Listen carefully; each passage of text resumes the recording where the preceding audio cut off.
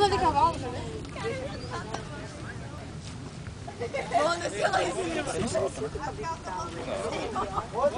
Pega aquela tirolesa lá, tinha que ser dali, ó. Olha que diabo isso! Aqui, ó. Não, quando eu cheguei, eu olhei pra baixo, tá, sabe? É, dá um negócio, né? Parece que eu soltei, Porque eu levantei, respirei, olhei pra frente. Aí eu ia na cara. É que ela nunca andou de cavalo. Porque daí na segunda vez eu não.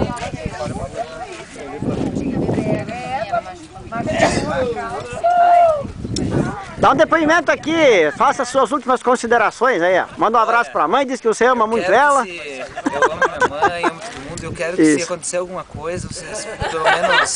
Pra quem tu vai deixar tudo? Pra quem tu vai deixar tudo? Isso. Pois é, a minha guitarra eu quero deixar pro... Pro cinegrafista, a guitarra, né? É, não, pro cinegrafista a bateria. A bateria, não, tem... A guitarra eu deixo pro Ricardo, É. A bateria pra quem? a bateria pro cinegrafista. A namorada não, essa não pode, né? A namorada não. Não, essa não pode. A namorada... Ele leva junto a namorada? A namorada vocês matam ela daí. Isso. Tá, vai lá então, vai lá. É isso aí. E daí se acontecer alguma coisa, vocês pelo menos vendem um vídeo, ganham um dinheirinho, fazem uma festa, Tá bom. comemorar, sei lá. Qualquer coisa, né, cara? É, manda pra Vídeos Incríveis. Não aquele da Record que é muito podre, manda pra uma TV a cabo, Tá. que é mais massa. Ok? Ó, beleza.